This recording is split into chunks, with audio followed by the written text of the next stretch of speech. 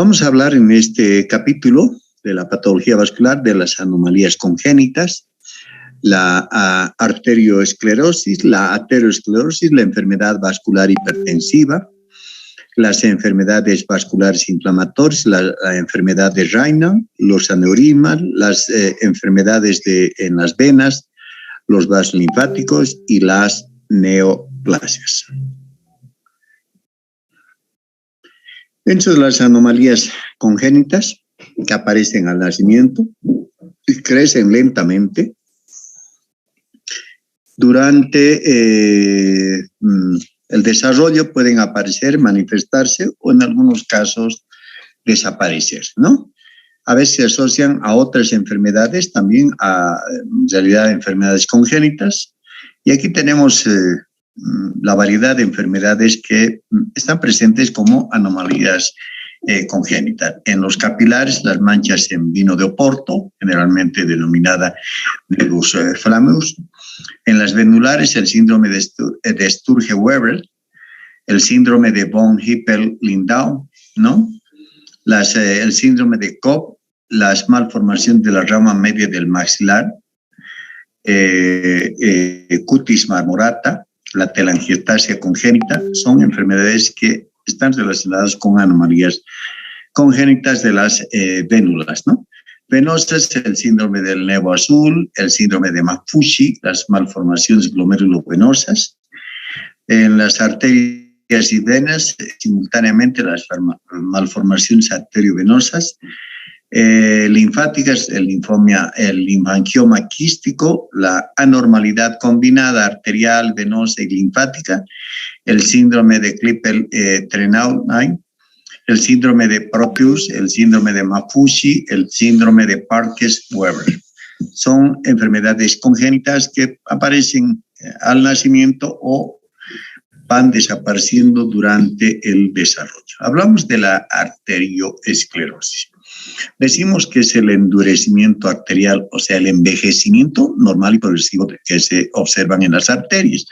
Aquí hablamos de la aterosclerosis, la enfermedad de Monckeberg, la arterioloesclerosis y los aneurismas y las disecciones que pueden aparecerse producto de cualquiera de estas alteraciones que son del envejecimiento arterial.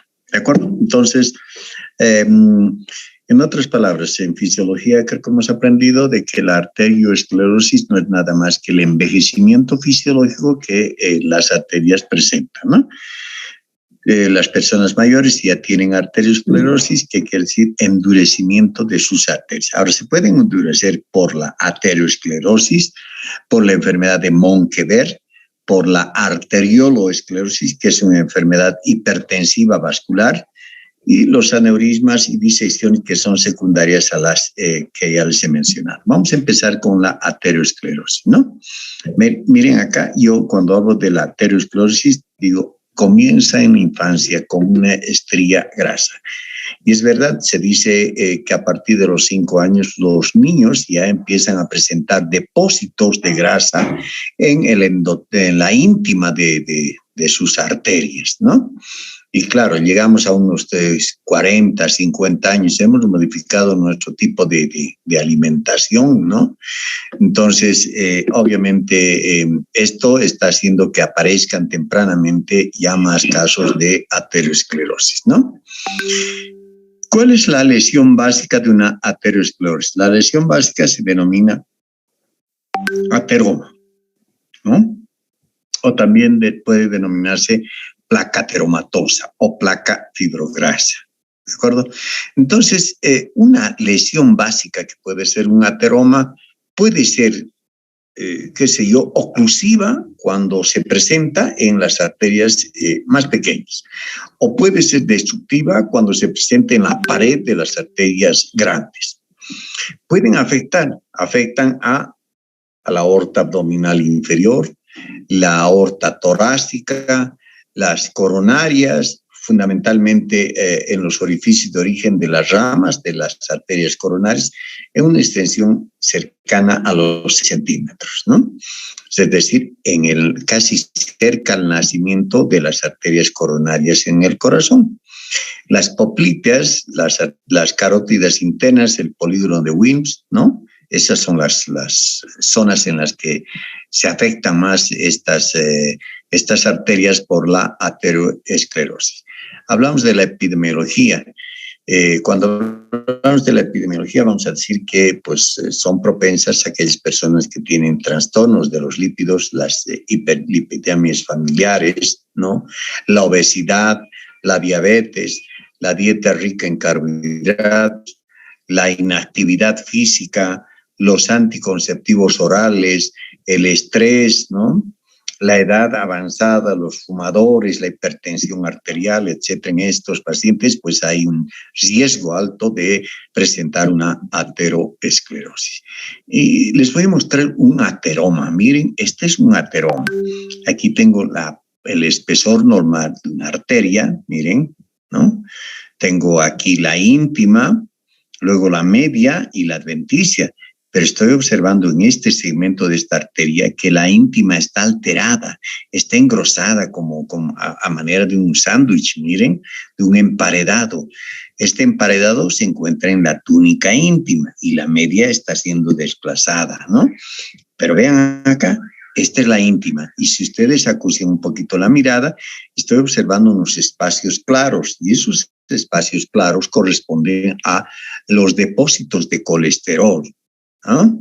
Entonces podríamos decir que histológicamente presenta un núcleo central, ¿no? Con células espumosas, lípidos, cristales de colesterol, ésteres de colesterol, y además hay zonas de necrosis. Y en la periferia, en esta parte de este ateroma, pues empieza a presentar células musculares lisas y tejido conectivo. ¿De acuerdo? Entonces, esta es la composición histológica de una placa ateromatosa. Vean ustedes, acá tengo otro corte donde estoy observando clara y nítidamente, estoy observando estos cristales de colesterol. Vean, cristales de colesterol. ¿Dónde están localizados? En la íntima, ¿no? Aquí está, vean el endotelio, esta es la íntima, esta es la túnica media, la adventicia, pero vean acá, en esta íntima estoy observando la presencia de estos cristales. Además hay un componente de hemorragia, ¿no? Aquí, vean acá, hay hemorragia. Entonces, ¿qué quiere decir? Cuando hay una placa ateromatosa, hay el riesgo de que esta placa ateromatosa se quiebre, ¿no? Y aparezca o se presente una hemorragia como parte de una complicación. Las complicaciones, vean ustedes acá, esta es la grasa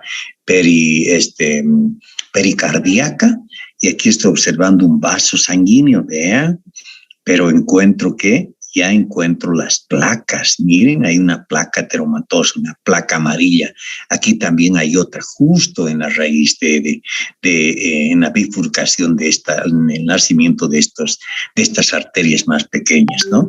Este es el lumen de la arteria coronaria. Vean acá, se ha abierto este lumen de la arteria y estoy observando aquí un orificio, aquí otro orificio, pero fundamentalmente estoy observando estas zonas como si se hubiera untado mantequilla. Vean, son las placas ateromatosas, las placas fibrograsas, etcétera, o los ateromas, ¿no? Cuando existen gran cantidad, miren, yo tengo aquí una placa, aquí tengo otra, aquí tengo otra, aquí tengo otra, vean, casi toda la arteria. Entonces ya no digo placa ateromatosas, digo ateromatosis, ¿de acuerdo? El término correcto para decir cuando una arteria está comprometida por estas innumerable cantidad de placas, yo digo una ateromatosis. Y ven las complicaciones. Esta placa ateromatosa ha sangrado, ¿no? O sea, que ha habido hemorragia.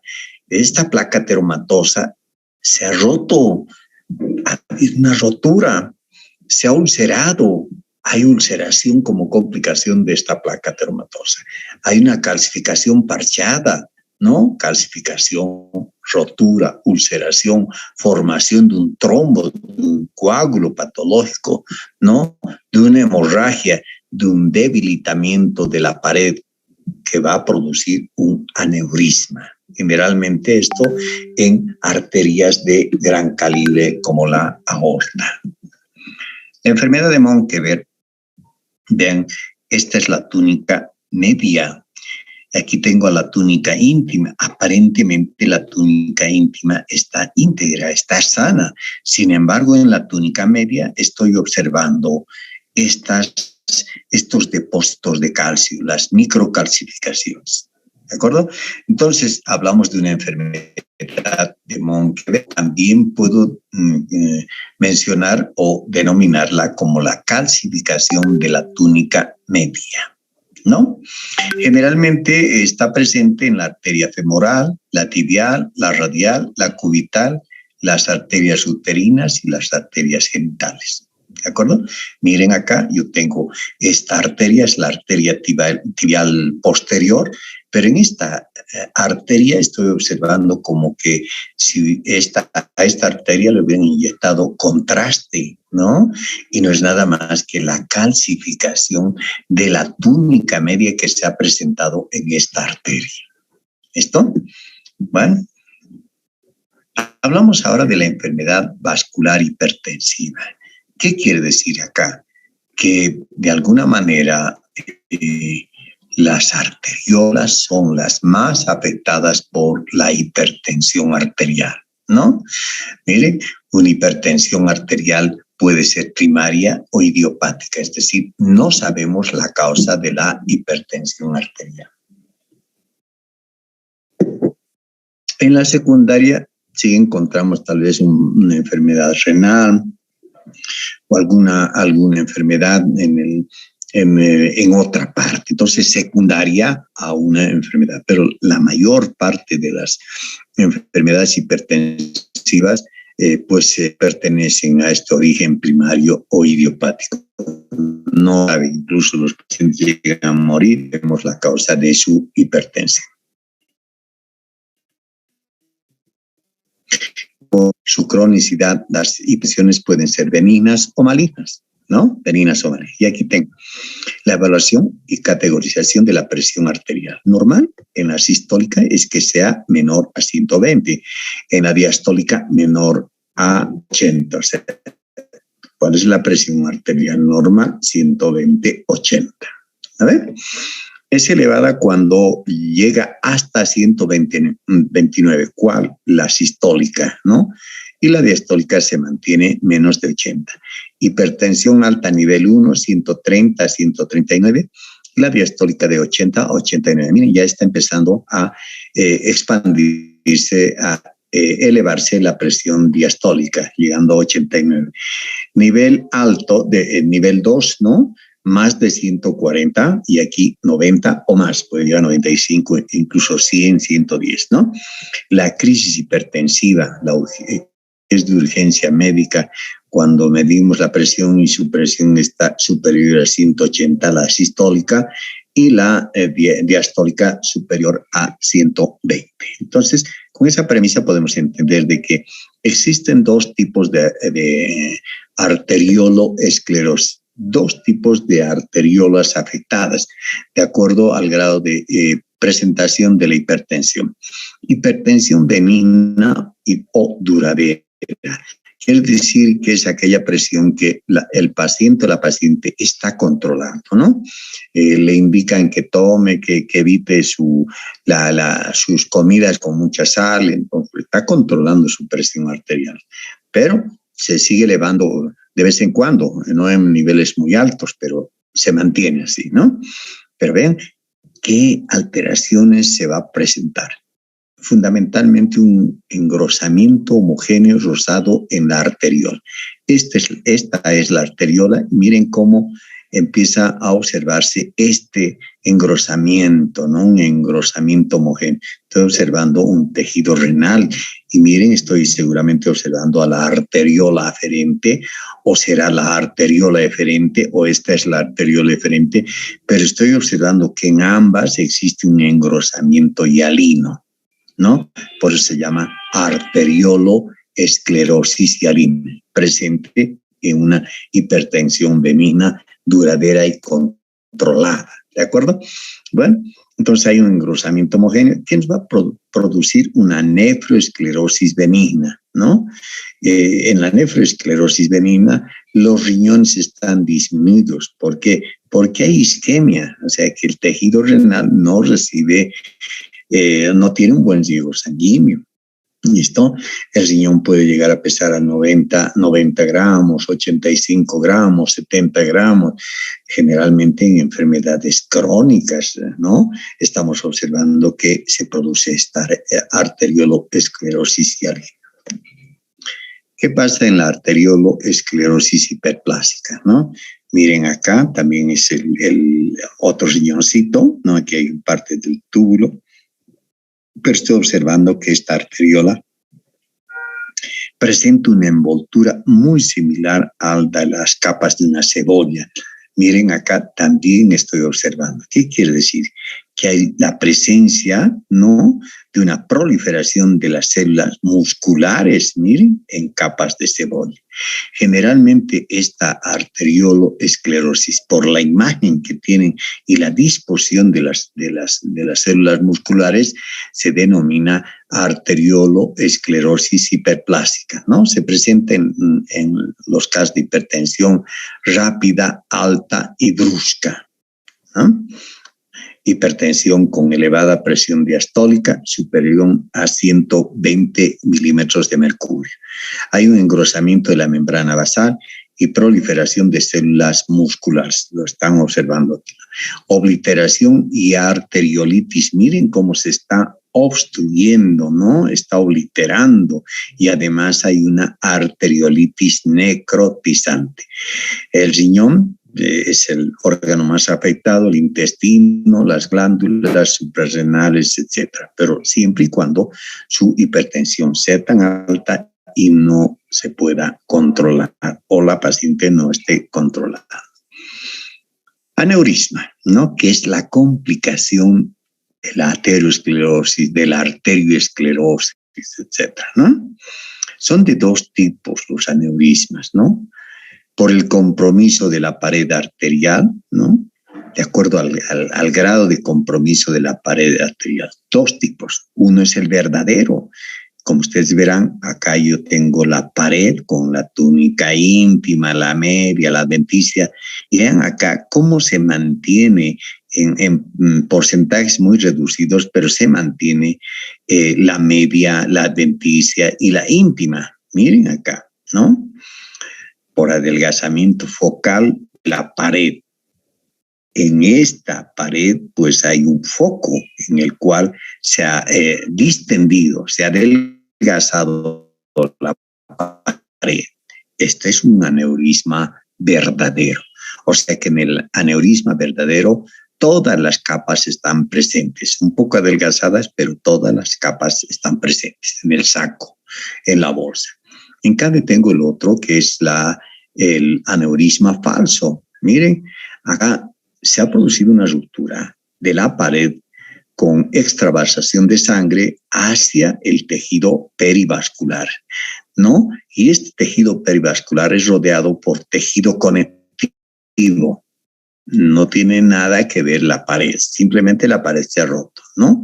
Miren, por eso decimos que es un falso o un pseudoaneurisma, ¿no? Algunos dicen es un hematoma, la colección de sangre fuera del vaso, un hematoma extravascular. Dicho de otro modo, se parece al chichón, ¿no? Es pulsátil, además, este tipo de aneurisma. Ahora, según su forma, ¿no? Miren ustedes, es un saco. Aquí el aneurisma, el que está formando este aneurisma verdadero, es un saco.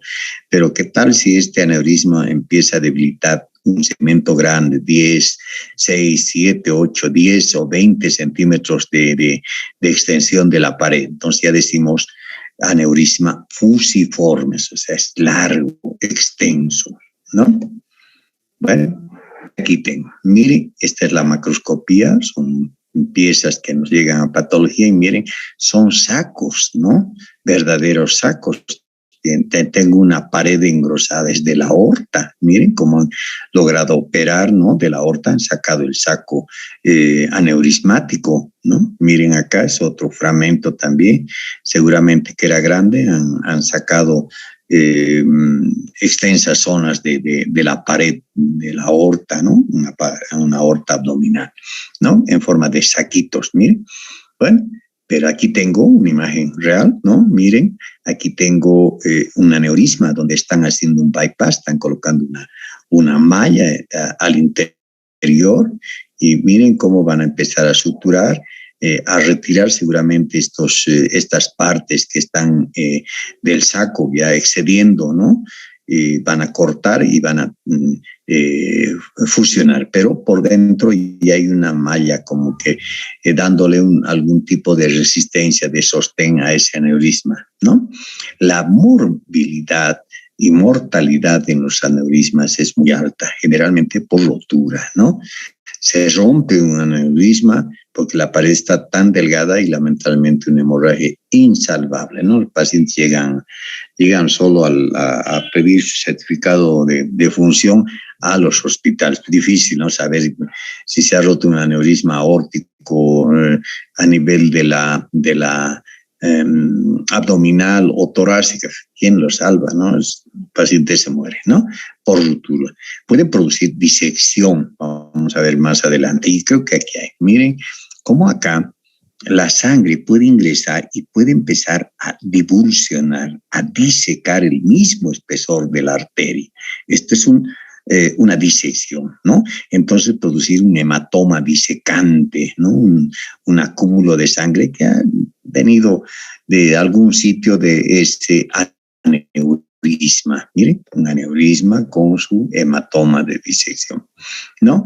Puede producir oclusión de vasos próximos, compresión, trombosis y embolia. Hay variedades especiales, como el aneurisma de la aorta, miren, ¿por qué? Por lesión calcificada teromatosa en aorta. Yo les invito simplemente a observar esta aorta. Miren, es una aorta, miren sus ramas, ¿no? Las que emergen de la aorta, pero fundamentalmente estoy observando que esta aorta tiene una superficie con áreas amarillentas. Miren acá, amarillenta, etc. Entonces, estas son las placas ateromatosas. Pero como estoy observando que hay una gran cantidad de placas ateromatosas, yo digo, esta es una aorta con ateromatosis, ¿no? Son causas. Un aneurisma de aorta, fundamentalmente la ateroesclerosis, o sea, la presencia de estos ateromas, la degeneración quística que se puede presentar en el síndrome de Marfan, ¿no? La sífilis, un aneurisma micótico, ¿no? Micótico, alguien dirá micótico, doctor, seguramente algún hongo ingresa. Tal vez la palabra está mal utilizada, ¿no? Pero así está escrito en los libros. Micótico lo reconocen en la aorta siempre y cuando ingrese algún tipo de infección como el Streptococcus viridans, el Staphylococcus aureus, un 25%, Streptococcus fecalis, el Staphylococcus epidermidis, la pseudomonas, vean, todos estos por alguna casualidad se han desprendido de una caries dental o de algún foco infeccioso en las piernas, en los miembros inferiores o superiores, pues ha ido rodando, ha ido circulando por el torrente sanguíneo y lamentablemente se pueden adherir a estas placas, ¿no? A estas placas y lamentablemente esto puede ser pues causa de producir un aneurisma de la aorta. El infarto de miocardio produce un aneurisma ventricular izquierdo. La ortitis sifilítica, ¿no? Generalmente esto se presenta en el tercer periodo de una ortitis, ¿no? De la aorta, ¿no? En tercer periodo de la sífilis, ¿no? Viene el primer periodo, el segundo periodo y el tercero. Generalmente este tercero es el que produce ya lesiones a nivel de la aorta, del cerebro, del corazón, etcétera, ¿no? El periodo terciario, ¿no? Produce la endarteritis obliterantes en vasa vasorum. ¿Qué quiere decir? Bueno, esta arteria, como es gruesa, pues tiene su propio riego y los vasos que nutren a esta arteria, pues se denominan vasa vasorum. Y miren cómo estas pequeñas arterias que están llegando a esta arteria, ¿no? A la túnica media de estas arterias voluminosas grandes como la aorta, lamentablemente pues pueden sufrir este efecto, una endarteritis obliterante, ¿no? Afecta a la aorta ascendente y el callado. Retrógradamente afecta a la válvula aórtica, ¿no? Produce insuficiencia cardíaca y más tarde un cor bovinum, ¿no? Rara vez hay rotura, dilatata. Y aquí tengo a la disección de la aorta. Miren cómo va complicándose. Si ustedes acucian un poquito también la mirada, van a ver que esta es una válvula aórtica, pero también tiene áreas amarillentas que corresponde a la ateromatosis. Miren al depósito de esas placas ateromatosas que se han fusionado, ¿no? Que se han hecho tan extensos. Y miren, puede sufrir calcificación estas placas ateromatosas, sí. Tanto es que se ha roto esta válvula. Miren, se ha roto esta válvula. Y claro, la sangre ingresa por esta vía como filtrando para abrir, disecar el espesor de la pared de una aorta, ¿no? También se denomina hematoma disecante, cuando la sangre ingresa por esta ruptura de la pared, ¿no? Se presenta generalmente en adultos mayores de 40 a 50 años de edad, secundario a una hipertensión, al síndrome de Marfan, a un cateterismo arterial. Muchas veces al tratar de hacer cateterismo lesionan y lamentablemente pueden hacer de que se quiebre esta zona y se abra, ¿no? Produciendo esta disección, ¿no? La morfología. La túnica media forma una bolsa, ¿no? La túnica media forma una bolsa de material amorfo debido a la fragmentación de las fibras elásticas, ¿no? Por eso también es conocida como la degeneración quística de la media. Entonces, la aorta abdominal y la torácica se caracterizan por presentar muchas fibras elásticas, ¿no? Les permite soportar la presión arterial que está iniciada en el corazón, ¿no? Sube la presión, tienen variaciones de la presión. ¿Quién soporta todo ese caudal de presión arterial? Pues son estas arterias y las arteriolas, pero fundamentalmente en estas arterias, pues para un poco resistir, pues hay una mayor cantidad de fibras elásticas, ¿no? En la torácica habrá unas 60 fibras elásticas, ¿no? En hileras, ¿no? En cambio, en la abdominal habrán 40, ¿no? Bueno, esto con respecto a los aneurismas. Enfermedades vasculares inflamatorias de los vasos sanguíneos. Y aquí les hablo de las arteritis de células gigantes. O sea que hay vasos sanguíneos que pueden inflamarse, sí se puede, ¿no? Aquí les hablo de las arteritis de células gigantes, arteritis de Takayasu, poliarteritis nodosa, el síndrome de Kawasaki, la vasculitis leucocitoclástica, ¿no? La granulomatosis de Wegener, la enfermedad de Buerger, la vasculitis asociadas a otras enfermedades. Aquí tengo un esquema por el cual ustedes van a saber a qué tipo de arteria afecta. Miren, arterias de gran y mediano calibre que están acá en las emergentes de la aorta y la propia aorta. Las enfermedades que afectan son las arteritis de Takayasu, las arteritis de células gigantes, ¿no? Nos vamos a unas arterias ya de mediano calibre. En estas arterias se presenta la poliarteritis nodosa, la enfermedad de Kawasaki, ¿no? La enfermedad de Kawasaki. Luego tenemos a la arteritis de pequeño calibre, es decir, se presenta en estas arteritis de pequeño calibre, ¿no? Y aquí tenemos a la granulomatosis de Wegener, que afecta a estas arterias de pequeño calibre, la vasculitis leucocitoclástica, la púrpura de Henoch-Schönlein, que pues afectan a estas arterias de pequeño calibre. Pero uno se pregunta, ¿debido a qué se presentan estas vasculitis? ¿Por qué se inflaman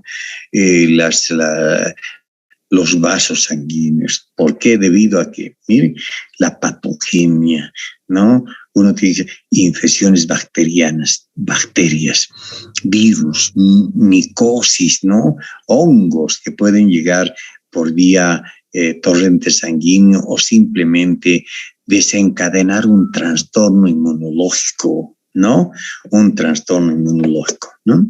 Tan importante entender, ¿no? Cuando hay un trastorno inmunológico. Miren, he puesto en estas imágenes, tengo aquí un neutrófilo, ¿no? Este es un neutrófilo. Voy a volver a la imagen. Miren, este es un neutrófilo. Aquí tengo su núcleo encallado, aquí su citoplasma, pero es fundamental entender esto, que el trastorno inmunológico puede, pues, presentar esto que se llama el C-ANCA, que corresponde a una proteinasa 3, y el P-ANCA, la mieloperoxidasa. Mire, C-ANCA, ¿qué significa? Anticuerpos anticitoplasma de neutrófilos, ¿no? O sea, C-ANCA, que está en el citoplasma mismo, y P-ANCA, que está, pues, bordeando a los núcleos, ¿no? Al núcleo mismo de los neutrófilos, ¿no? Bueno, ¿y por qué les hablo de este C-ANCA y P-ANCA? Últimamente se está viendo, ¿no? O sea, se ha encontrado que, pues, si son ANCA positivos, pues el pronóstico de las vasculitis son muy serias, ¿no? Cuando es ANCA negativo, podríamos decir que el pronóstico es bueno, ¿no? Le van a dar corticoides o inmunosupresores y con esto va a estar relativamente mejor. Pero si es ANCA positivo, el pronóstico, pues, es tan fatal que en algunos casos fallecen los pacientes con esta vasculitis. Y otra patogenia desconocida, ¿qué quiere decir? Muchos casos de vasculitis, pues, tienen un origen desconocido hasta el momento. Vamos a hablar de la arteritis de la temporal, ¿no? Cuando uno ve a una persona de edad mayor, observa que tenemos estas arterias, ¿no? ¿Ves? Los pacientes dicen, doctor, me duele mucho esta parte, la región, qué sé yo, temporal, ¿no? O me duele la región frontal. Casi siempre hablan de la región temporal, ¿no? Y dicen, ¿sabe qué, doctor? Me duele en esta parte y a veces noto que mis arterias son las que me duelen. ¿Qué tal?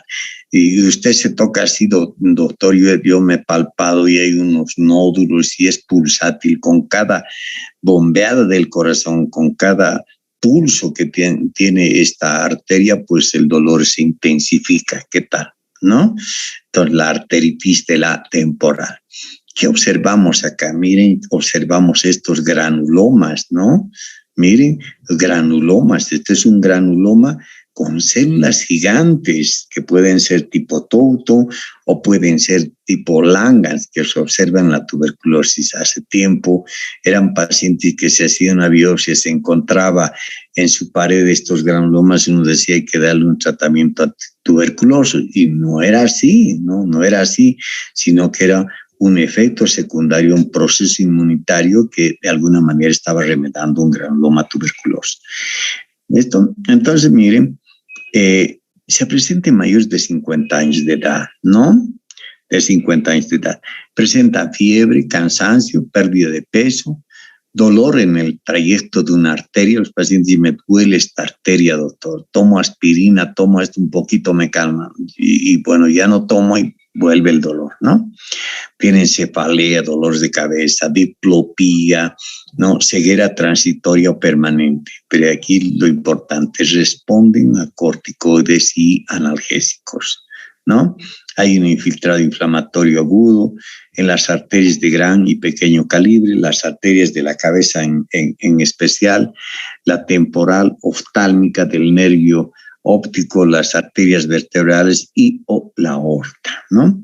La macroscopía, la que les había mencionado. La patogenia es autoinmunitaria. ¿Qué quiere decir? Si bien se forman estos granulomas con estas células gigantes tipo Langerhans, no es tuberculosis, sino que es un anticuerpo contra la elastina, ¿no? Que presenta estas paredes arteriales de gran y de mediano calibre. Enfermedad de Takayasu. Seguimos hablando en arterias de gran y mediano calibre. Hay un infiltrado inflamatorio, más granulomas, fundamentalmente que afecta a los vasa vasorum, ¿no? Que producen un estrechamiento. Miren, es el callado de la aorta y bueno, viene las ramas, puede ser esta que tronco que va brachiocefálico, que va a irrigar al brazo, al tórax, ¿no? O puede ser esta rama cerebral, ¿no? La carótida primitiva que está emergiendo de acá, ¿no? De este callado de la aorta. Entonces, va a encontrarse una vasculitis, un estrechamiento del callado aórtico y ramas en su inicio, aunque también puede afectar a la aorta descendente. Se presenta en mujeres jóvenes, menores de 40 años, de ausencia o pulso débil en miembros superiores. Como estos están estenosados, están obstruidos por el proceso inflamatorio, pues lamentablemente va a correr una cantidad muy reducida de sangre y llegar a las extremidades. Por eso cuando estamos tomando el pulso arterial en el antebrazo, en el brazo, etcétera, vamos a tener que tener dificultades en controlar la presión, o quién sabe no tenga una presión audible, ¿no? Miren, hay ausencia o pulso débil en miembros superiores, ¿no? Sin pulso en algunos casos, las manos están frías, hay problemas oculares hasta que pueden presentar incluso ceguera. La causa es autoinmune asociada al HLA A24B52, DR2, generalmente presentes en japoneses. Como ustedes verán, enfermedad de Takayasu no es un apellido, ¿no? Nuestro latino es más asiático, Takayasu, ¿no? Entonces, por eso está presente más en este tipo de pacientes, ¿no? Además que ellos lo han descubierto, o pues se ha encontrado más casos en el continente asiático, en Japón, ¿no? La histología en infiltrado inflamatorio agudo y crónico, con también células gigantes, pero aquí va lo importante, afecta a los vasos que se fibrosan y producen estenosis de las arterias o ramas del callado aórtico.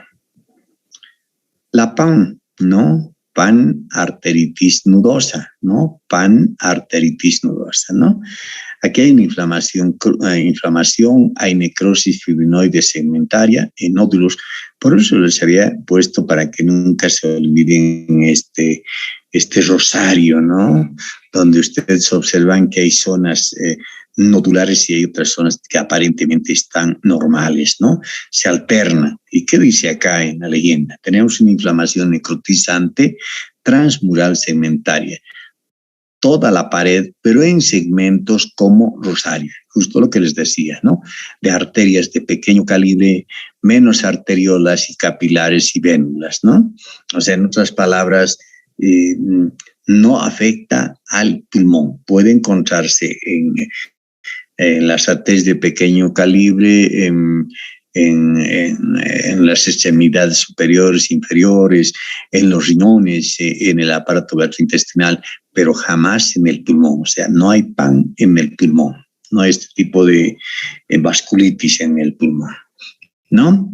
Hay un infiltrado inflamatorio que va a producir una necrosis fibrinoide, una fibrosis, un engrosamiento fibroso de la pared. Miren acá, no quiero cansarles con la lectura, pero esto es una pared, ¿no? De una arteria, pero miren cómo existe este material, ¿no? Fibrinoide que se va presentando en el lumen, ¿no? En el endotelio de esta arteria, ¿no? Y luego después este tejido, esta necrosis fibrinoide va a ser reemplazada por tejido fibrótico. Y miren, esta situación de producir primero inflamación aguda, necrosis fibrinoide y luego fibrosis nos va a producir ¿qué cosa? Agudamente estos nódulos y van a terminar debilitando, estenosando o reduciendo el lumen de las arterias de pequeño calibre, ¿no? Pueden producir incluso aneurismas. La clínica es florida, presenta melenas, neuritis, emisión y exacerbación, piel con zonas de líbedo reticularis, ¿no? Púrpura, nódulos y úlceras. Está asociada a infecciones por estreptococo, ¿no? Entonces, si un paciente tiene una amigdalitis, se sabe que tiene alguna infección, no está haciendo un buen tratamiento, puede presentar ¿no? Una PAN. Le dan antibióticos adecuados para eliminar al estreptococo y ven, lamentablemente o favorablemente desaparece estas lesiones, desaparece la necrosis fibrinoide. También se ha visto que se presenta en pacientes que tienen antígeno positivo para el hepatitis B, ¿no? Son ANCA negativos, o sea, la evolución no ha de ser fatal, ¿no? Responde a corticoides y además al ciclofosfamidas. Es un inmunosupresor, un medicamento inmunosupresor. Hablamos de la paniculitis, ¿no? También denominada eritema nudoso. Hay cuantos pacientes que les van a llegar al consultorio y con esto dicen, doctor, tengo unos nódulos que me duelen mucho, me arde y me duele mucho el nódulo, ¿no? Por debajito de la piel en tejido celular subcutáneo. Como ustedes están observando, es una lesión de un eritema nudoso o de una paniculitis, ¿no? O sea, está inflamado el tejido celular subcutáneo, ¿no? Hay una inflamación septal en el tejido adiposo subcutáneo, fundamentalmente por polimorfonucleares, ¿no? Secundaria a estreptococo, a una faringitis, a una infección del tracto urinario y otras enfermedades inflamatorias. Asimismo, reaccionan a fármacos, ¿no? En algunos casos están tomando algún tratamiento para la hipertensión arterial o algún otro tratamiento y empiezan a presentarse estos nódulos calientes, rojizos, ¿no? Y bueno, solo con indicar de que descontinúen su medicación, a los 2 o 3 días va desapareciendo la lesión, ¿no? La clínica, nódulos eritematosos, muy dolorosos, eso caracteriza al eritema nudoso, ¿no? Miembros inferiores como si contuvieran pus, ¿no? Porque hay tanto neutrófilo que a veces uno tiene la sensación como que si hubiera pus. ¿Cuántos han colocado pinchar o han podido pinchar, ¿no? Tratar de colocar una hojita para drenar el contenido de pus y no ha salido nada, porque se trataba de una paniculitis donde los neutrófilos estaban infiltrando toda la parte del tejido celular subcutáneo, ¿no? Hay una palabra muy especial que se utiliza también para estas lesiones. Se llama de eritema indurado de Bassi. ¿Y en qué se diferencia del eritema nudoso? En que el eritema indurado de Bassi pues presenta los granulomas tuberculosos, es decir, el origen de este eritema indurado de Bassi es pues la presencia del bacilo de Koch. Puede estar presente acá y producir este eritema de Bassi o eritema indurado de Bassi o de Bazán, me pronuncia, ¿no? Luego tenemos la enfermedad de Kawasaki. Ven ustedes donde tiene una triada, un exantema mucocutáneo y palmar, ¿no? Un exantema de las mucosas, ¿no? Exantema de las mucosas, además de las palmas, ¿no? Un eritema conjuntival, ¿no? Una adenopatía, ¿no? Pacientes vienen generalmente, son niños y lactantes, vienen con mucha fiebre y además tienen dolores a nivel de la faringe, etc. Parece una faringitis simple, pero tienen adenopatías, es decir, ganglios notorios a nivel de la región cervical, ¿no? Como su nombre, pues Kawasaki no es un nombre o un apellido latino, más bien es japonés, ¿no?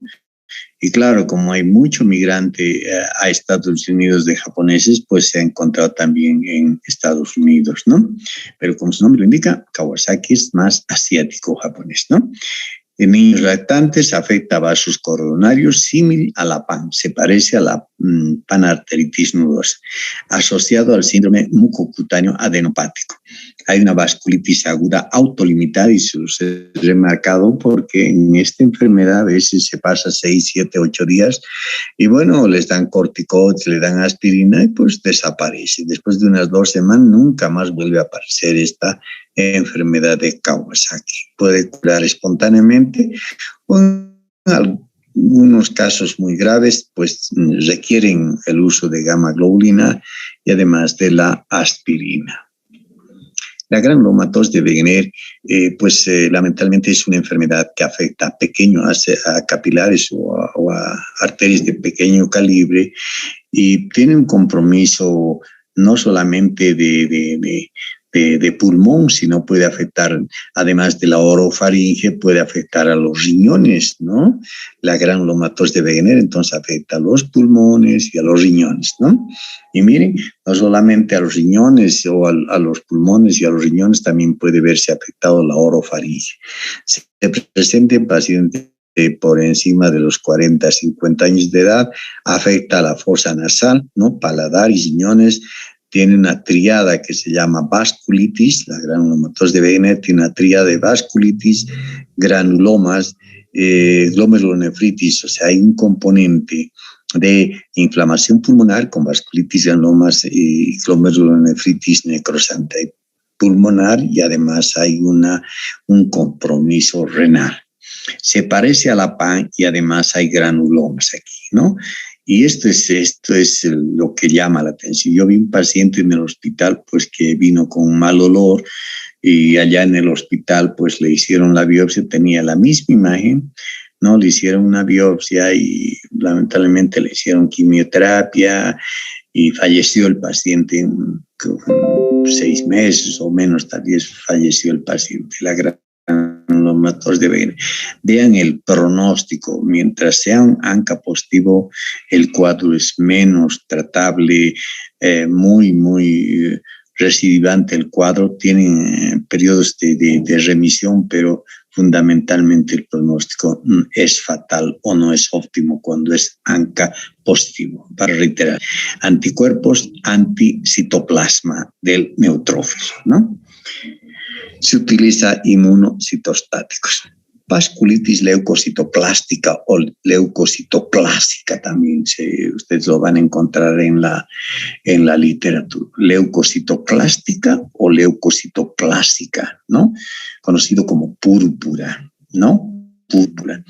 Vean, aquí yo tengo la piel, ¿no? La piel acá, ¿no? Nos digo, esta biopsia debe ser de unos 6 meses o 7 meses, pues nos digo este tipo. Y miren, tengo acá la piel bien delgadita. El paciente vino con un diagnóstico de púrpura y el médico tratante pues nos mandó la boleta de solicitud con el diagnóstico de púrpura, ¿no? Y bueno, miren, hemos encontrado en esa piel que vasitos pequeños, miren, vasitos pequeños, ¿no? Y estos vasitos tienen una sustancia media rosadita. Esta sustancia corresponde a la necrosis fibrinoide. Miren, necrosis fibrinoide, ¿no?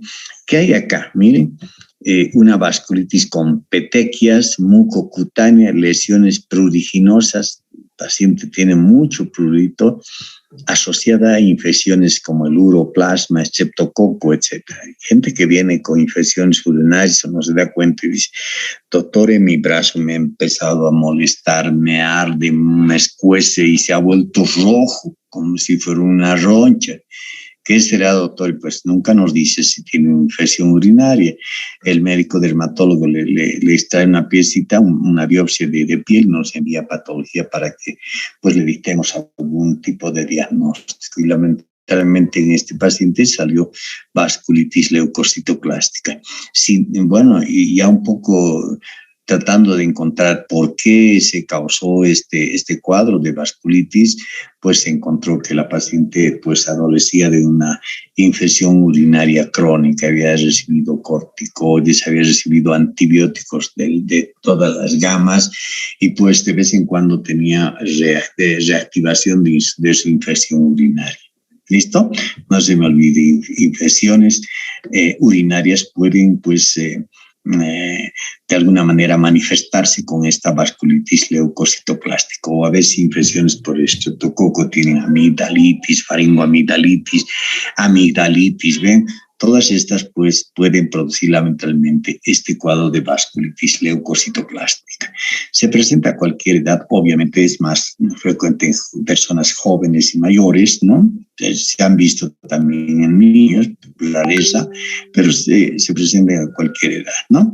Vasos cutáneos con infiltrado inflamatorio, leucocitos polimorfonucleares, o sea, neutrófilos, necrosis fibrinoide y polvillo nuclear, estos puntitos finos que observan que es un polvo nuclear, Estos son los criterios para el diagnóstico de una vasculitis leucocitoplástica, ¿no? Que nos va a producir una vasculitis aguda, ¿no? Es una vasculitis aguda, responden a corticoide y tratando la causa, ¿no? Si es una infección urinaria, le darán algún antibiótico después de practicar un cultivo, o si tiene una amigdalitis, pues le darán algún antibiótico tipo penicilinas, cefalosporinas, etcétera, para eliminar la causa y automáticamente como que esta lesión empieza a desaparecer. Bueno, hablamos de nuestra última que se llama tromboangiitis obliterante y les había puesto el pucho, acá les digo el pucho. Alguien me preguntó y decía, ¿podemos ponerle la enfermedad del pucho? Pues con mucho gusto pondríamos, pero nos sirve para de alguna memorizar la tromboangiitis obliterante. Trombo significa que en los pacientes fumadores crónicos, en las arterias de estos fumadores crónicos se pueden formar trombos y bueno, estos trombos pueden obliterar, por eso se llama tromboangiitis obliterante. A este complejo pues se lo conoce también con la enfermedad de Buerger, ¿no?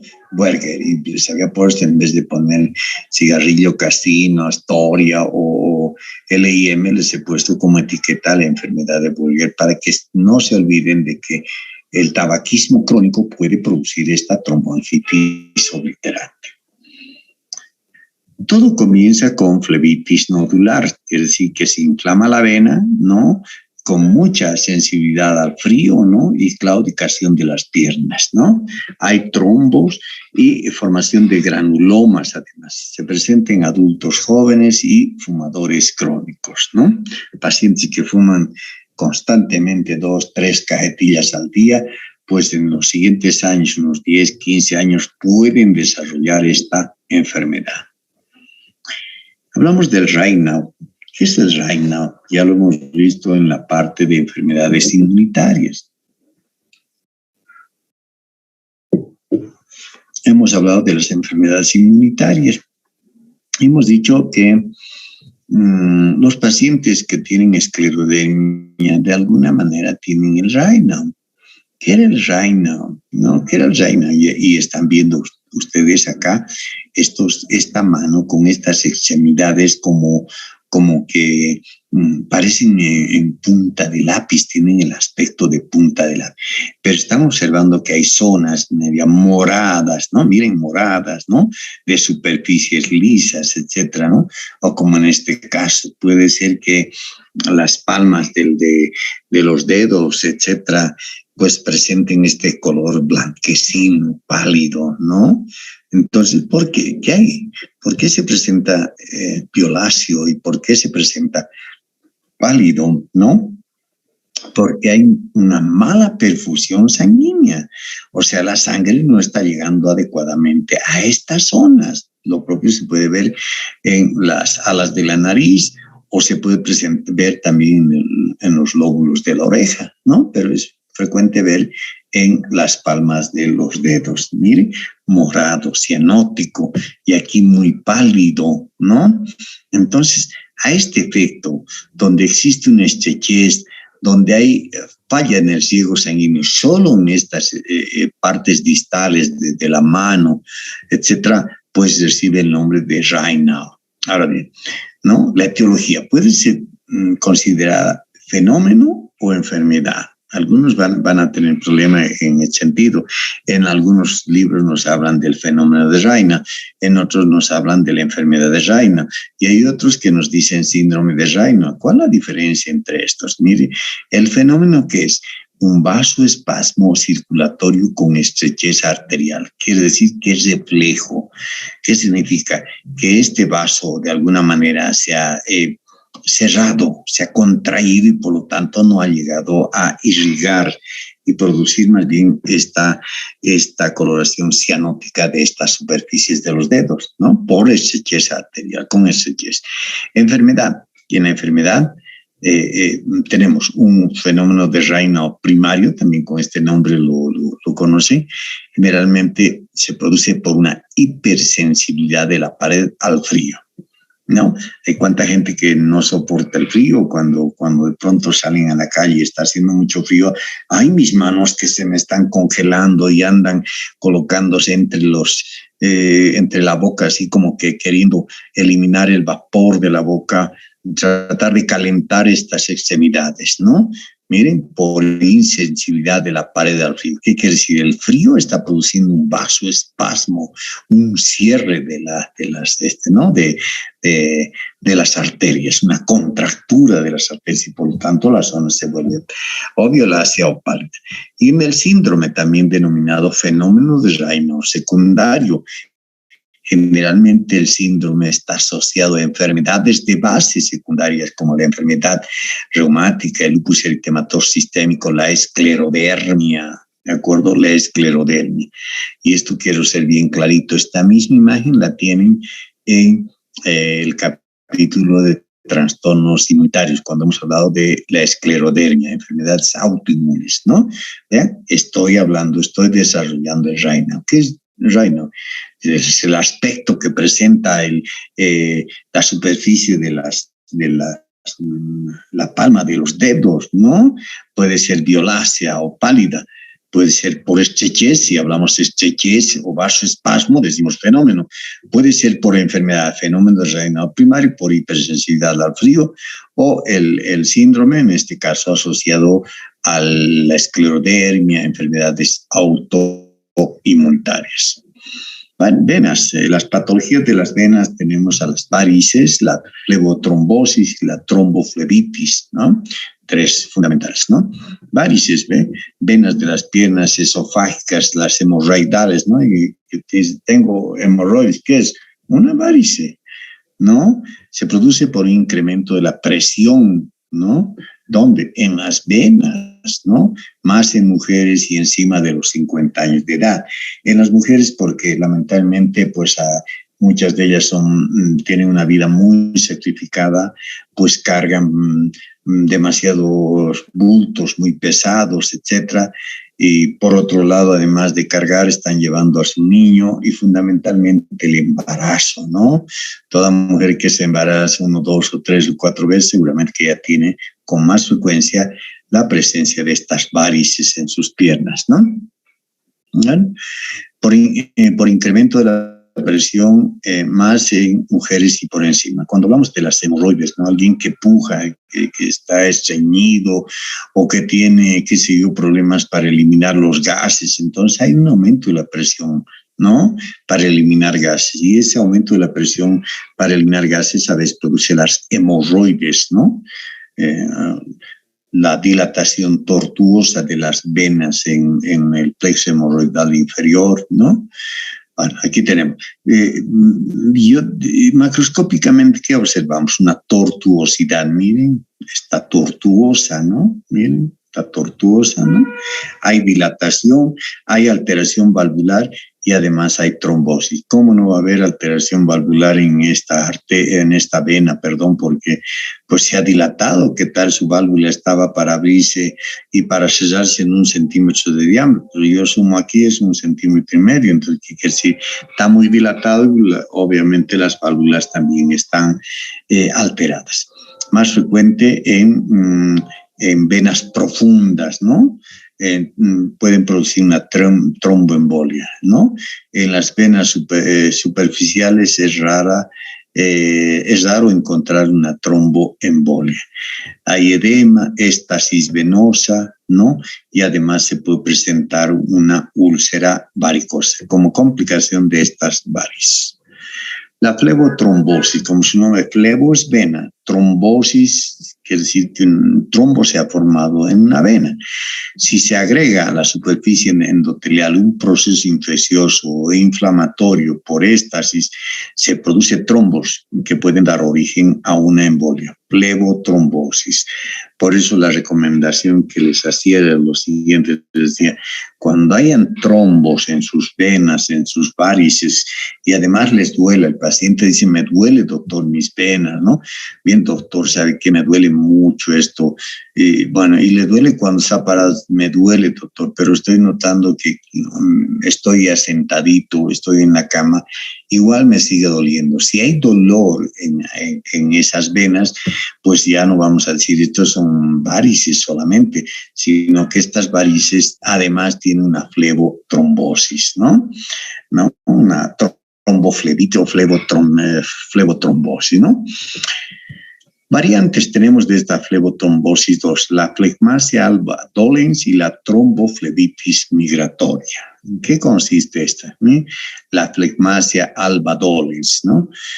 Tengo aquí a la ilíaca, vena ilíaca primitiva, miren, ¿no? Y resulta que a veces acá, pues lamentablemente se pueden presentar coágulos en la bifurcación de esta vena ilíaca primitiva, ¿no? Se forman estos coágulos, estos trombos, ¿no? Por éstasis hay hipercoagulabilidad, generalmente la flegmasia alba dolens, que significa piernas de leche, ¿no? Piernas de leche, pues se presenta generalmente en el embarazo, justo cuando el bebé o cuando el feto apoya su cabecita o pone su mayor peso sobre esta vena primitiva, ¿no? Bueno, aquí tenemos a los vasos linfáticos. La patología de los vasos linfáticos, la linfangitis por estreptococo B, y cuando se extiende a ganglio linfático, ¿no? Se denomina linfadenitis. Tenemos al linfedema por obstrucción del vaso, cirugía, extirpación de ganglios, fibrosis por radiación, filariasis, trombosis y cicatrización. Aquí tengo unas imágenes. Miren la linfangitis, es decir, se está inflamando el trayecto de un vaso linfático. El linfedema, cuando de pronto esta mama se empieza a hinchar, a edematizar, generalmente es debida a una neoplasia que está pues infiltrando los vasos linfáticos, bloqueando los vasos linfáticos, quién sabe, ya han llegado a los ganglios linfáticos y los ganglios linfáticos están aumentados de volumen por infiltración de las células tumorales que han partido de el parénquima mamario de los acinos y pues han ido por esa vía linfática, ¿no? Hablamos de un linfedema. Aquí tengo a... ¿no? Esto es un verdadero linfedema, ¿no? ¿Qué quiere decir, no? Que de pronto un parásito como la filariasis, ¿no? La filariasis, pues ha ingresado por las extremidades inferiores, ha ocupado todo el espacio de los vasos linfáticos, bloqueando, obstruyendo el paso, la circulación de los vasos linfáticos y hace de que esta piernita pues tenga este aspecto de paquidermo, ¿no? Denominado así por el engrosamiento, que se parece mucho a la pata de un elefante, ¿no? La filariasis. Hablamos de los vasos linfáticos. Los tumores originados en los vasos linfáticos son denominados linfangiomas, ¿no? Aquí tengo un linfangioma, vean ustedes. Los linfangiomas son muy recidivantes, no se me olviden de esto, ¿no? Miren, acá yo tengo una proliferación de vasos linfáticos, ¿no? Solamente tienen un endotelio y algo de tejido conectivo, ¿no? No tienen pared muscular, nada. Y miren, en este caso, cuando hay una cicatriz, quiere decir que lo han operado y a este paciente o a esta paciente la han operado, le han sacado una parte del linfangioma. Ellos creían que han sacado todo, pero lamentablemente los linfangiomas, si no se sacan todo el tumor, pues vuelven a reactivarse, ¿no? ¿Listo? Vuelve a crecer, a recidivar el linfangioma, ¿no? Se reactiva otra vez y crece más grande. Entonces la cirugía ya debe ser mucho más grande que la inicial. Siempre se toma en cuenta que la primera cirugía es la definitiva, ¿no? Vean, acá tengo un linfangioma también en la lengua. Entonces la cirugía debe ser terrible porque no reciben ni quimio ni radio. Cuando reciben, algunas veces crece más el tumor. Vean cómo se va logrando producir este drenaje, esta superficie medomucoide, porque hay un linfangioma. Cuando los linfangiomas se localizan a nivel del cuello, a veces es mejor denominarlos higroma quístico porque contiene una gran cantidad de líquido, ¿no? De líquido linfático, ¿no? Entonces, por eso se denomina higroma quístico. Tumores vasculares benignos. Tenemos tumores vasculares benignos, tumores vasculares intermedios y tenemos los tumores vasculares ya malignísimos. Y dentro de los tumores vasculares tenemos al hemangioma, que es el más frecuente, ¿no? Capilar en piel, mucosas de 1 a 2 milímetros de diámetro. El capilar juvenil, como angiomas en fresa, aparecen al nacer y desaparecen a los 7 años, ¿no? De forma completa, ¿no? Tenemos a los hemangiomas cavernomatosos de 1 a 2 centímetros de diámetro puede medir, y fundamentalmente una variante muy especial que son hemangiomas que pueden presentarse en el cerebro, en el tronco, ¿no? En el ojo y además estar asociados a neoplasias quísticas en el hígado y el páncreas, pues a esta suma de lesiones en cerebelo, etcétera, ojo, etcétera, y pues le dan el nombre de enfermedad de von Hippel-Lindau. Tiene una connotación hereditaria, la enfermedad de von Hippel-Lindau, que tiene hemangiomas en todo el tronco, cerebelo, etcétera, etcétera, ¿no? Bueno, aquí tenemos, miren, el hemangioma cuando vean esta lesión en un niño, ¿no? Roja, crecida, pues no se desesperen, llegan a los 7, 8, 10 años e involuciona este hemangioma. Es un hemangioma capilar.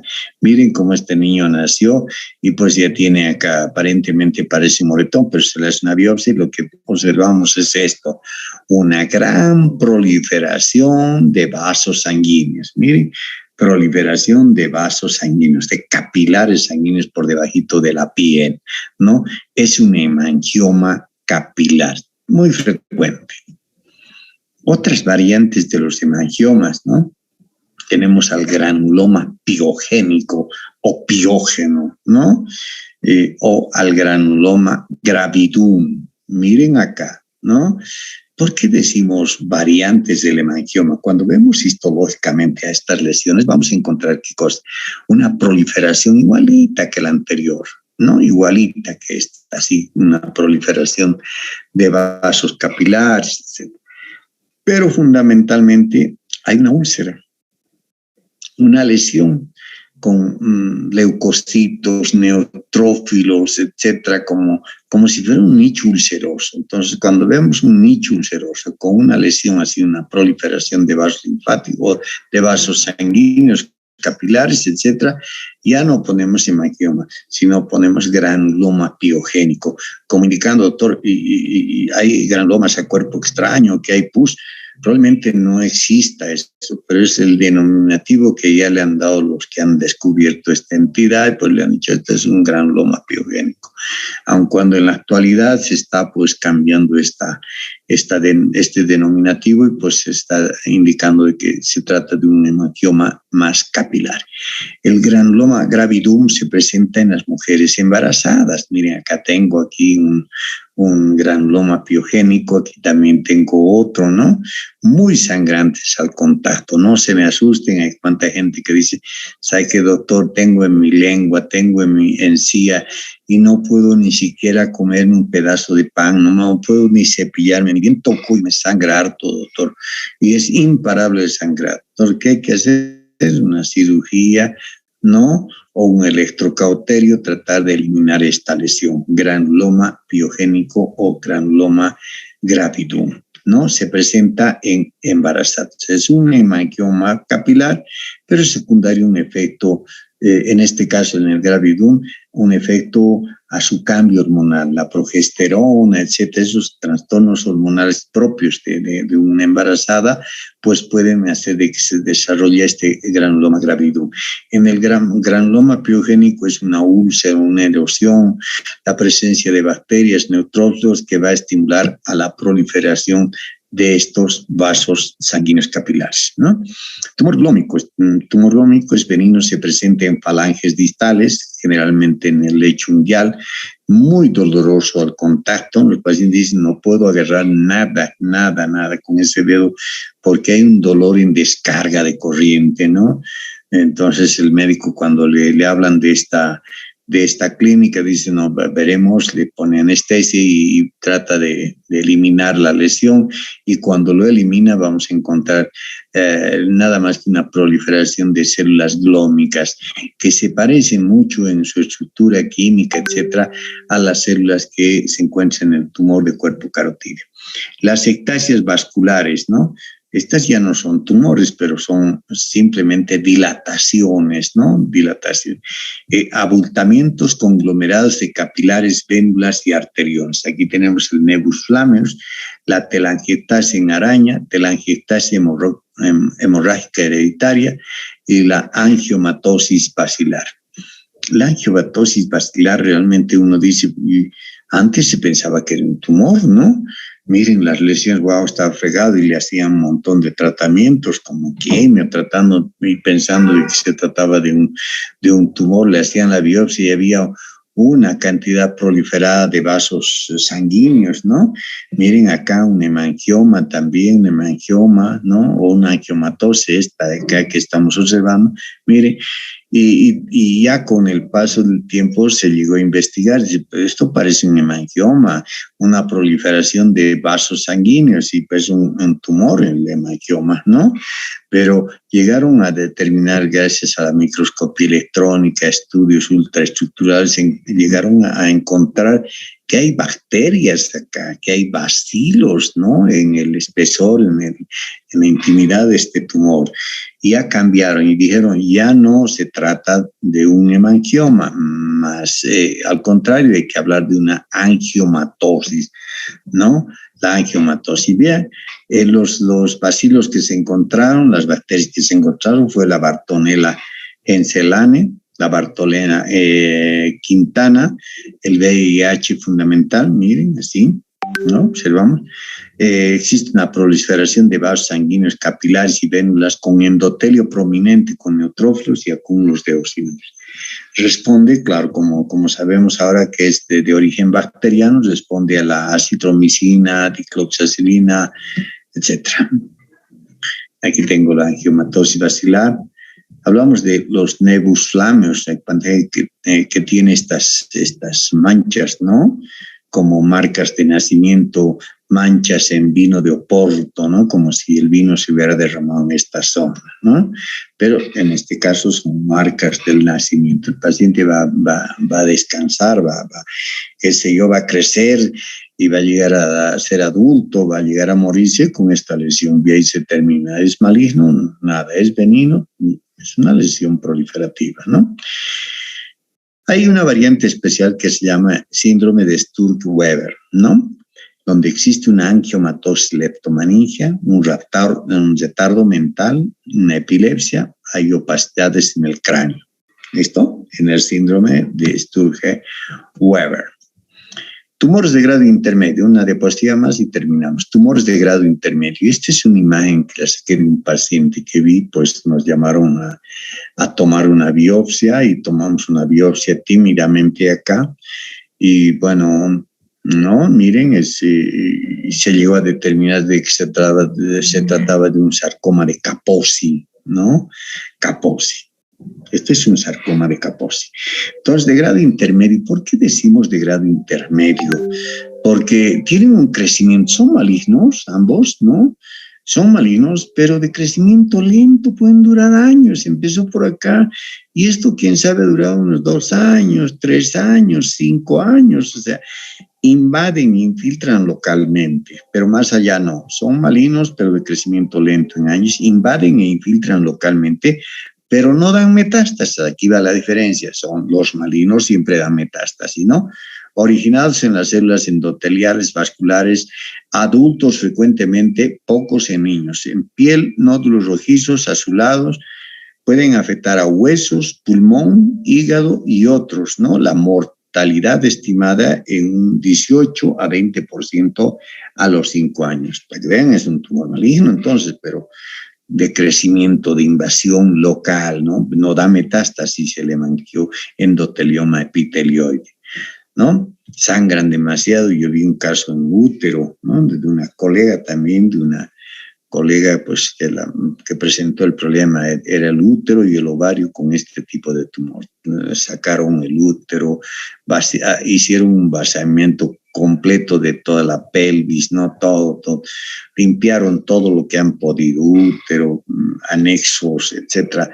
Y bueno, después de unos años volvió a recidivar, dejaron parte del tumor.